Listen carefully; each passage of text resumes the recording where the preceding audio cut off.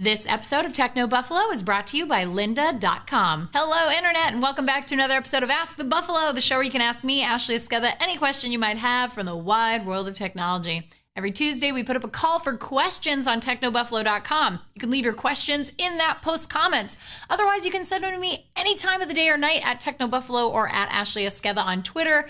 Just use the hashtag AskTheBee so I can see it, and usually I answer between 3 and 5 questions every episode. Let's get answering. This is Ask the Buffalo.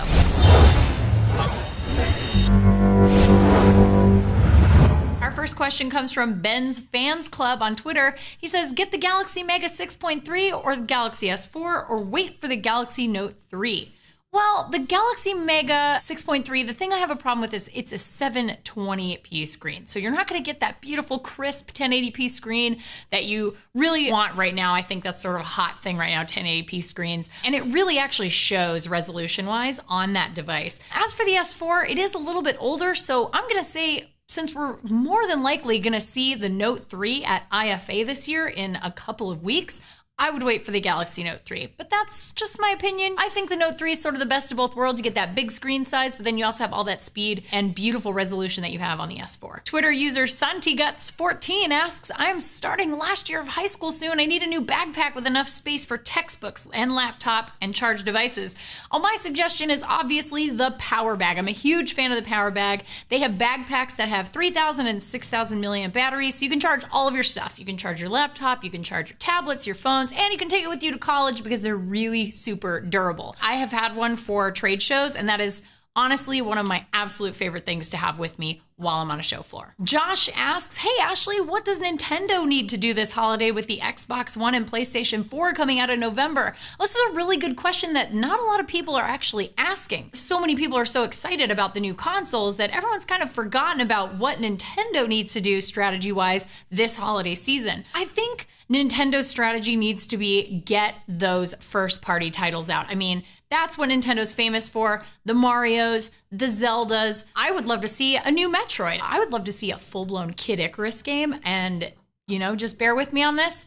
It could be really amazing. That's all I'm saying. I think that they need to really look at their stable of characters, what they have available, and they need to just start cranking out those first-party games because really, that's where Nintendo's salvation lies. Twitter user @Droidage asks, covering any upcoming trade shows and any advice for first-timers doing so? Yes, actually, I will be at IFA in Berlin, so IFA. My advice to anybody going to a trade show, I have definitely done a lot of the don'ts for trade shows, which is like, buy a new pair of sneakers the night before the show. Not a good idea. So here are my do's for any trade show that you might be going to. Travel as light as possible. You don't want to be bogged down with, you know, your 17-inch laptop and a whole bunch of camera equipment. I mean, really pare it down to the bare minimum of what you need, and always bring a notepad and a pen just in case you run out of battery, you don't have connectivity, you want to remember something. Wear worn-in sneakers. Definitely wear sneakers that you have worn before, otherwise you will be on a train to Blister Town, which is never fun. I have certainly been there, and for CES one year, I was pretty miserable. So wear worn-in sneakers, very important. You want to bring a sport coat or something nice for a little bit of extra polish because you never know when you might snag an interview with a high-profile executive, or you might want to be interviewed by a different news station, or somebody might ask your opinion on camera. And a sport coat or something light that just sort of polishes up a t-shirt and jeans look is something that's always good to have on hand. Drink tons of water. This is a marathon that you're running, especially at a show like CES where it lasts a week long for people who are press. You want to continually be drinking water. If you can bring your own water in from outside the trade show, even better because you can buy it cheaper. Wash your hands hourly. This is something I learned the hard way after my first year at CES. They don't call it con crud for nothing. It is miserable. I was sick for 2 weeks. It will lay you out. You have to remember how many people are touching phones all day long, and you're touching those phones that all those other people have touched before. You're putting them up to your hands, you're rubbing your eyes. You have to make sure to keep your hands clean. Super, super important. You're gonna be shaking a lot of hands. There's so many germs at a convention.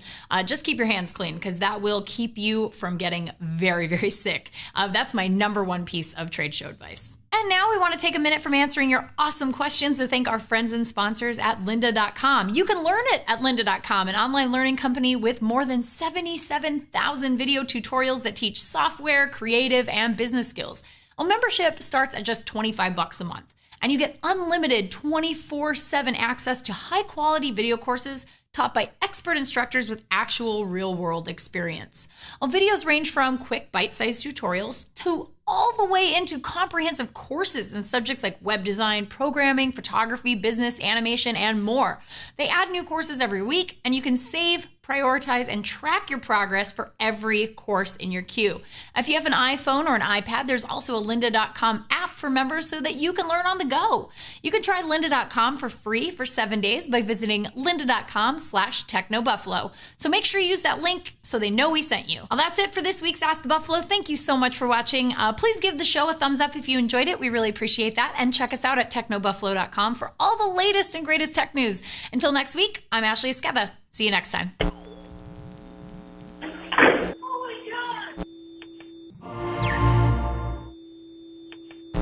Hey guys, Ashley here. Just wanted to let you know that if you liked what you just saw, we've got 2 other shows that go live every single week. Redinger's Rants, where John totally goes nuts about issues that bug him across consumer technology, and Rumor Roundup, where he tells you all about the best rumors in the world of tech.